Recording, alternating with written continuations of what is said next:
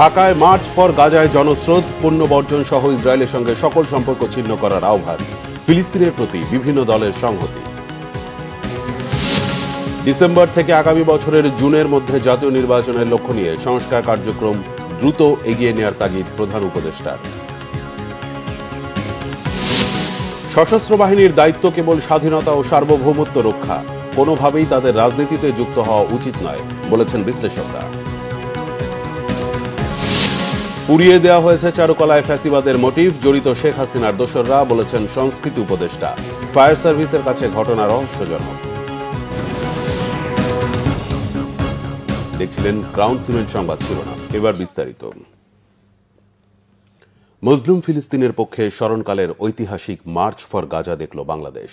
Palestine solidarity movement বাংলাদেশের ব্যানারে শনিবার এই কর্মসূচিতে ঢল নামে লাখো মুসলমানের। ইসরায়েলের পণ্য বয়কটের ডাক দেন বক্তারা, বলেন বিশ্ব মুসলিমকে একত্রিত হয়ে রক্ষা করতে হবে নিপীড়িত গাজাবাসীকে। সমাবেশে মূল নিবন্ধ পাঠ করেন আমার দেশ সম্পাদক মাহমুদুর রহমান। গাজাবাসীর জন্য মোনাজাত পরিচালনা করেন বাইতুল মোকাররমের খতিব মাওলানা আব্দুল মালেক। ইনামুল হাবিবের ক্যামেরায় বিস্তারিত জানাচ্ছেন মামুন আব্দুল্লাহ। বলা হয় বিশ্ব মুসলিম একটি শরীরের মতো, শরীরের এক অঙ্গে আঘাত পেলে অন্য অঙ্গও হয় ব্যথিত। তা আরেকবার দেখল দেশবাসী। বর্বর ইসরায়েলি সৈন্যরা শহীদ করেছে 50,000-এর বেশি ফিলিস্তিনিকে। তাতে ফুঁসে উঠেছে বিশ্ব মুসলিম। ইমানি চেতনায় বলিয়ান বাংলাদেশের মানুষও দেখালো বিক্ষোভ। হাজার হাজার মাইলের দূরত্ব ঘুঁচিয়ে সোহরাওয়ার্দী উদ্যান হয়ে উঠল এক টুকরো ফিলিস্তিন। ইতিহাসের সাক্ষী হতে সকাল থেকেই সোহরাওয়ার্দী উদ্যানমুখী হতে থাকে মানুষ। দুপুর 12টার পরপরই কানায় কানায় পূর্ণ হয়ে যায় ঐতিহাসিক এই উদ্যান। দুপুর 3টার পর এক এক করে স্টেজে ওঠেন অতিথিরা। রাজনৈতিক অরাজনৈতিক দলমত নির্বিশেষে সবার পদচারণায় মুখর হয়ে ওঠে উদ্যান প্রাঙ্গণ। আল কুদুস আল কুদুস, ফিলিস্তিন ফিলিস্তিন, ফ্রি ফ্রি প্যালেস্টাইন ধ্বনিতে নিপীড়িত ফিলিস্তিনের পক্ষে স্লোগান দেন আন্তর্জাতিক ইসলামিক স্কলার মিজানুর রহমান আজহারি। এ সময় ফিলিস্তিনের পক্ষে বিশ্ব মানবতাকে এগিয়ে আসার আবারও আহ্বান জানান বক্তারা, দেন ইসরায়েলি পণ্য বর্জনের ডাক। এই গণজামায়াতে, এই জনতার মহাসমুদ্রে উপস্থিত হয়ে আমরা বুঝতে পেরেছি আজকের এই মহাসমুদ্র, জনসমুদ্র ফিলিস্তিনের প্রতি, আল আকসার প্রতি বাংলাদেশের জনগণের ভালোবাসার বহিঃপ্রকাশ। ভৌগোলিকভাবে আমরা ফিলিস্তিন থেকে অনেক দূরে হতে পারি, কিন্তু আজকের এই জনসমুদ্র প্রমাণ করে আমাদের এক একজনের হৃদয়ে, বুকের ভেতরে বাস করে এক একটা ফিলিস্তিন। আমাদের হৃদয়ে বাস করছে এক একটা গাজা, আমাদের হৃদয়ে বাস করে এক একটা আল কুদস। বাংলাদেশের সকল দল মত চিন্তা দর্শনের মানুষ মাজলুম ফিলিস্তিনি এবং মাজলুম গাজার মানুষের পাশে আছে, সহাবস্থান করছে। এক কাতারে দাঁড়িয়ে আজ বিশ্ববাসীকে আমরা দেখিয়ে দিতে চাই আমাদের মধ্যে বিভিন্ন বিষয়ে চিন্তাগত মতপার্থক্য ভিন্নতা থাকতে পারে, কিন্তু মাজলুম ফিলিস্তিনিদের স্বাধীনতা, তাদের অধিকার, গাজার মানুষদের বিরুদ্ধে জুলুম বন্ধের দাবিতে আমরা প্রত্যেকটা বাংলাদেশের মানুষ ধর্ম বর্ণ নির্বিশেষে আমরা প্রত্যেকে তাদের সাথে সংহতি প্রকাশ করছি। ইসরায়েল একটি অবৈধ দখলদার গণহত্যাকারী রাষ্ট্র, যা মুসলিমদের প্রথম কিবলা ও একটা পুরো জনগোষ্ঠীর অস্তিত্ব নিশ্চিহ্ন করতে সর্বশক্তি নিয়োগ করেছে। পাঠ্য বই ও শিক্ষানীতিতে আল আকসা, ফিলিস্তিন এবং মুসলিমদের সংগ্রামী ইতিহাসকে অন্তর্ভুক্ত করতে হবে। পরে নিপীড়িত ফিলিস্তিন এবং বিশ্ব মানবতার জন্য দোয়া মোনাজাত পরিচালনা করেন জাতীয় মসজিদ বাইতুল মোকাররমের খতিব মাওলানা আব্দুল মালেক। সবাই খালিল দিলে তওবা করি, আল্লাহর নেয়ামতের শুকর আদায় করি। মামুন আব্দুল্লাহ, বাংলা ভিশন, ঢাকা। সকল ফিলিস্তিনের গাজায় ইসরায়েলের বর্বর হামলার প্রতিবাদে শনিবার মার্চ ফর গাজা কর্মসূচিতে অংশ নেয়া মানুষের ঢল নেমেছিল রাজধানীর শাহবাগ মোড় ও টিএসসি চত্বর সহ সোহরাওয়ার্দী উদ্যানের আশেপাশে। গাজাবাসীর প্রতি সমর্থন জানিয়ে রোদ ও গরম উপেক্ষা করে ছুটে আসা এই জনস্রোতের দাবি ফিলিস্তিনিদের প্রতি ইসরায়েলের দীর্ঘদিনের বর্বরতার অবসান হোক। জাহাঙ্গীর আলমের ক্যামেরায় নাবিল জাহাঙ্গীরের রিপোর্ট। ফিলিস্তিনের গাজায় ইসরায়েলের বর্বরতার প্রতিবাদে বাংলাদেশে বিক্ষুব্ধ জনতার মার্চ ফর গাজা কর্মসূচি। শনিবার সকাল থেকেই ফিলিস্তিনের পতাকা হাতে গাজাবাসীর প্রতি সমর্থনে স্লোগান, মিছিল আর মুক্তিকামী মানুষের পদচারণায় মুখর শাহবাগ, টিএসসি সহ সোহরাওয়ার্দী উদ্যানের আশেপাশের এলাকা। ফিলিস্তিনের প্রতি ভালোবাসার জানান দিতে নির্ধারিত সময়ের আগেই চৈত্রের তীব্র গরম উপেক্ষা করে ছুটে আসে লাখ লাখ মানুষ। এ কর্মসূচির মাধ্যমে বিশ্বজুড়ে ইসরায়েলের বর্বরতার বিরুদ্ধে জনমত তৈরি হবে বলে বিশ্বাস তাদের।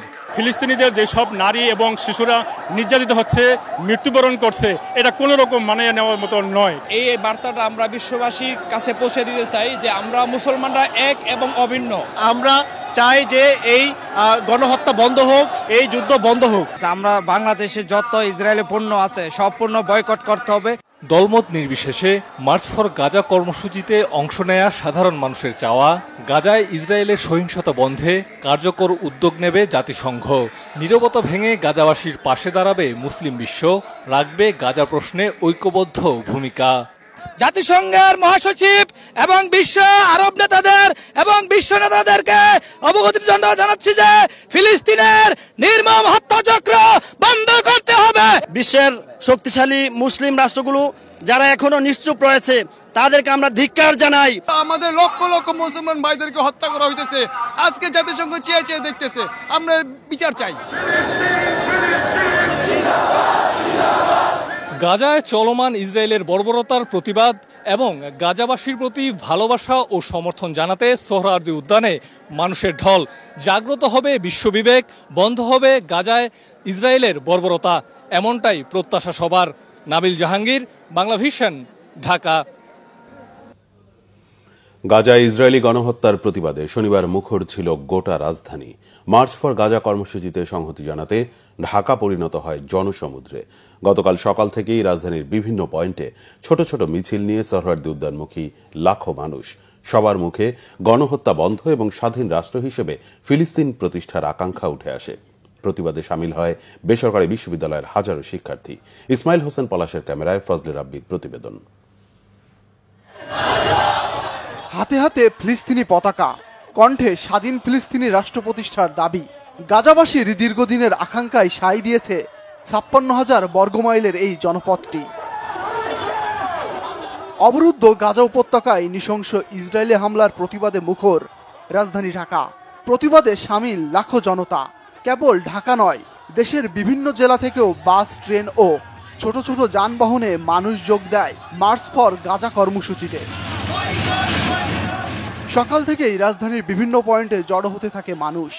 রামপুরা, মিরপুর, কাজীপাড়া, শেওড়াপাড়া, বিজয় সরণি, বাংলা মোটর ও শাহবাগ এলাকা হয়ে খণ্ড খণ্ড মিছিল সোহরাওয়ার্দী উদ্যানের দিকে যায়। এ সময় তাদের হাতে ব্যানার আর ফিলিস্তিনের পতাকা দেখা যায়। রাজধানীর আফতাবনগর এলাকায় জড়ো হয় north south, east West, Canadian university সহ বিভিন্ন বেসরকারি বিশ্ববিদ্যালয়ের শিক্ষার্থীরা। ইসরায়েলকে সন্ত্রাসী দেশ হিসেবে চিহ্নিত করে আন্তর্জাতিক আইনে বিচারের পাশাপাশি ফিলিস্তিনিকে স্বাধীন ভূখণ্ড ঘোষণার জোর দাবি জানান শিক্ষার্থীরা। নারে তাকবীর, আল্লাহু আকবার। সারা বিশ্বের মুসলিম দেখো, বাংলাদেশের মুসলিমরা দেখো, ও উম্মাহ সবাই এক হও। সকল মুসলিম নেতারা আছে বিশ্বে, তারা যেন এখনই ফিলিস্তিনের পাশে দাঁড়ায় এবং আমেরিকার দালালি যেন না করে, ইসরায়েলের চামচামি যেন না করে। অ্যাজ এ মুসলিম আমাদের উচিত যে যেই সিচুয়েশন থেকেই হোক আমরা ফিলিস্তিনের পক্ষে আমাদের আন্দোলন করা। আমরা ফিলিস্তিনের পক্ষে আছি, আমরা চাচ্ছি ফিলিস্তিন স্বাধীন হোক, তারা তাদের মানবাধিকার নিয়ে সুস্থভাবে তারা বাঁচার অধিকার তারা পাক। বছরের পর বছর ইসরায়েলি বাহিনীর নৃশংস হামলা, নির্যাতন ও দখলদারিত্বের শিকার ফিলিস্তিনিরা। ফজলে রাব্বি, বাংলা ভিশন, ঢাকা। ডিসেম্বর থেকে আগামী বছরের জুনের মধ্যে জাতীয় নির্বাচনের লক্ষ্য নিয়ে সংস্কার কার্যক্রম দ্রুত এগিয়ে নেওয়ার তাগিদ দিয়েছেন প্রধান উপদেষ্টা এবং জাতীয় ঐকমত্য কমিশনের চেয়ারম্যান প্রফেসর মোহাম্মদ ইউনূস। শনিবার প্রধান উপদেষ্টার সরকারি বাসভবন যমুনায় ঐকমত্য কমিশনের 2 সদস্যের সঙ্গে বৈঠকে তিনি এই তাগিদ দেন। বৈঠকে প্রফেসর আলী রিয়াজ ও ডক্টর বদিউল আলম মজুমদার জাতীয় ঐকমত্য কমিশনের কার্যক্রমের অগ্রগতি সম্পর্কে কমিশনের চেয়ারম্যানকে অবহিত করেন। এ সময় তারা জানান, সংস্কার কমিশনের সুপারিশ নিয়ে রাজনৈতিক দলগুলোর সঙ্গে আলোচনা চলমান রয়েছে। এ পর্যন্ত 8টি দলের সঙ্গে আলোচনা হয়েছে বলেও জানান তারা। বৃহস্পতিবার বাংলাদেশ জাতীয়তাবাদী দল বিএনপির সঙ্গে আলোচনা করবে সংস্কার কমিশন। এছাড়া সংস্কার কার্যক্রমের বিষয়ে জনমত যাচাই ও জনসচেতনতা তৈরির জন্য বিভিন্ন কর্মসূচি নেওয়ার কথাও জানান তারা।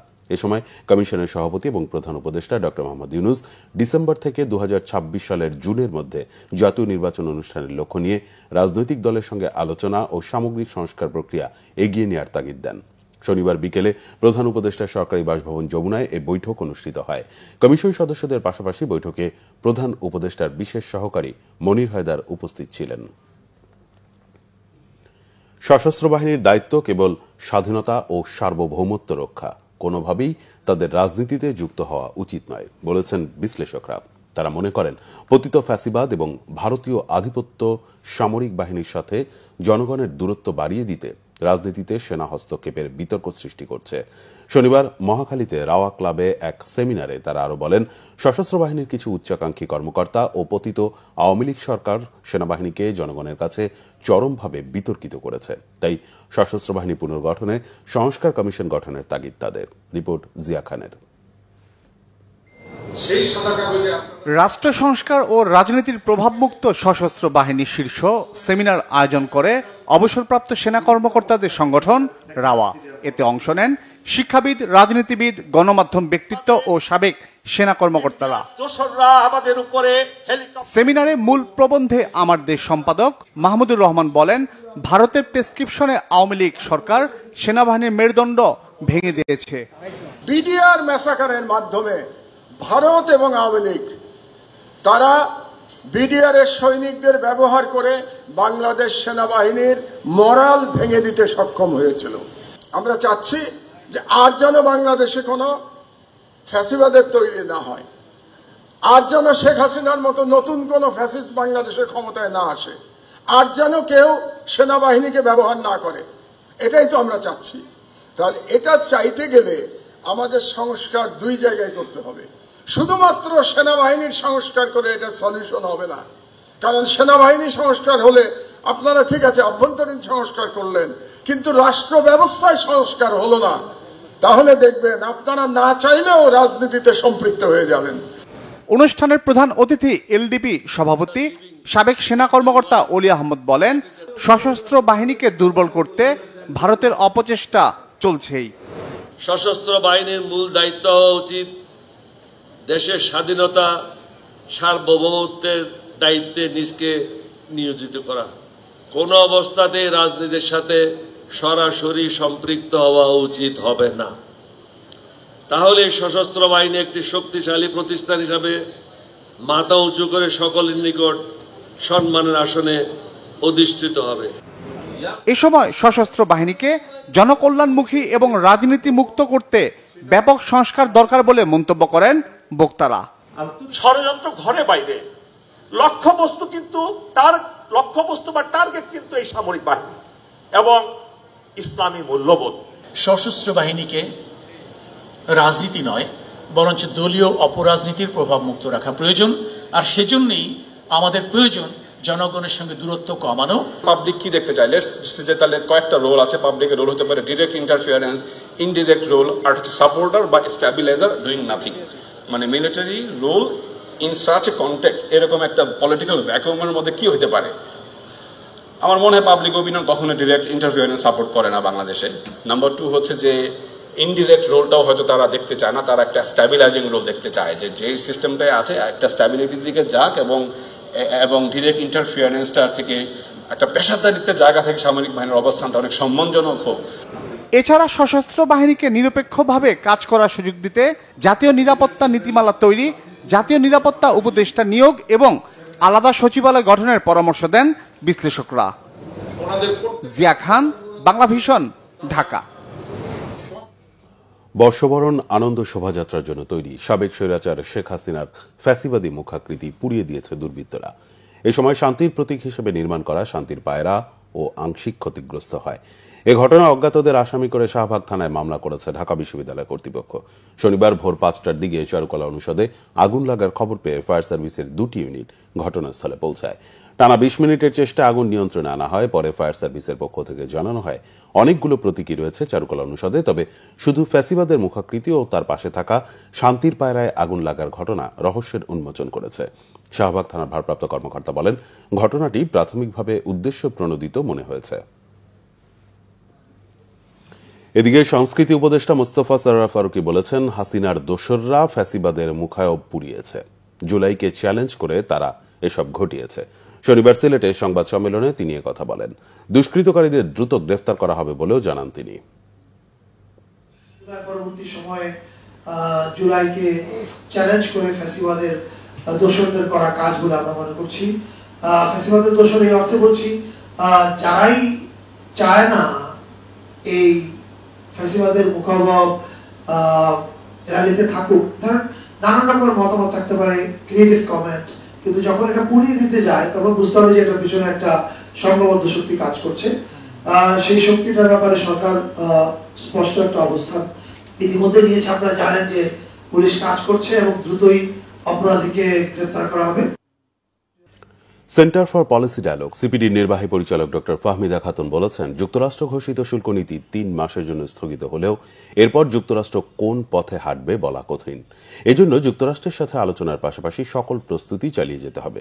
বাংলাদেশ চলচ্চিত্র উন্নয়ন কর্পোরেশনে শনিবার ডিবেট ফর ডেমোক্রেসির আয়োজনে যুক্তরাষ্ট্রের উচ্চ শুল্ক হারের চ্যালেঞ্জ মোকাবেলা নিয়ে ছায়া সংসদ বিতর্কে এসব কথা বলেন তিনি।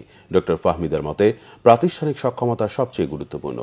উৎপাদনশীলতা, দক্ষতা ও পণ্যের বহুমুখীকরণে গুরুত্ব দিতে হবে। কর অবকাশ একবার বহাল হলে আমৃত্যু চালানোর সংস্কৃতি বন্ধ করতে হবে মন্তব্য করে তিনি অন্য শিল্পের বিকাশের দিকেও নজর দেবার তাগিদ দেন। ডক্টর ফাহমিদা খাতুন আরও বলেন, 3 মাসের মধ্যে সরকারকে প্রস্তুতি নিতে হবে। বিনিয়োগ পরিবেশ সৃষ্টি করতে না পারলে দেশে বিনিয়োগ আসবে না বলে মনে করেন সিপিডির নির্বাহী পরিচালক। ধর্ম উপদেষ্টা আফম খালিদ হোসেন বলেছেন, অতীতের মতো রাষ্ট্রীয় খরচে কাউকে অতিথি হিসেবে হজে নেওয়া হবে না। ধর্ম মন্ত্রণালয় থেকে যারা যাবেন তাদেরও যাচাই বাছাই করে নেওয়া হবে। শনিবার দুপুরে চট্টগ্রাম মহানগরীর এলজিইডি ভবন মিলনায়তনে বিবাহ রেজিস্ট্রারদের সাথে মতবিনিময় সভা শেষে সাংবাদিকদের তিনি একথা জানান। ধর্ম উপদেষ্টা বলেন, হজ ব্যবস্থাপনায় নানা চ্যালেঞ্জ থাকলেও এবার কোনো বিশৃঙ্খলা হবে না। মতবিনিময় সভায় ধর্ম উপদেষ্টা ডক্টর আফমা খালিদ হোসেন বিবাহ রেজিস্ট্রারদের অতিরিক্ত টাকা আদায় না করতে হুঁশিয়ার করেন। বাল্যবিবাহ বন্ধে সুপারিশের বিষয়ে নিজেদের প্রস্তাব জানাতে এ সভার আয়োজন করে Bangladesh Muslim Nikah registrar forum. Bangladesh bank financial inclusion ডিপার্টমেন্টের নির্দেশক্রমে যমুনা ব্যাংক পিএলসির তত্ত্বাবধানে মৌলভীবাজার জেলায় অবস্থিত সবগুলো তফসিলি ব্যাংকের অংশগ্রহণে স্কুল ব্যাংকিং কনফারেন্স 2025 অনুষ্ঠিত হয়েছে। অনুষ্ঠানে প্রধান অতিথি ছিলেন বাংলাদেশ ব্যাংকের ফাইন্যান্সিয়াল ইনক্লুশন ডিপার্টমেন্টের নির্বাহী পরিচালক রূপরতন পাইন। অনুষ্ঠানে সভাপতিত্ব করেন যমুনা ব্যাংকের ব্যবস্থাপনা পরিচালক ও সিইও মির্জা ইলিয়াস উদ্দিন আহমেদ। বিশেষ অতিথি ছিলেন একই ডিপার্টমেন্টের পরিচালক মোহাম্মদ ইকবাল মহসিন এবং মৌলভীবাজার জেলার শিক্ষা কর্মকর্তা ফজলুর রহমান, জেলার সকল তফসিলি ব্যাংকের কর্মকর্তারা। অনুষ্ঠান শেষে মনোজ্ঞ সাংস্কৃতিক অনুষ্ঠান ও কুইজ প্রতিযোগিতার আয়োজন করা হয়।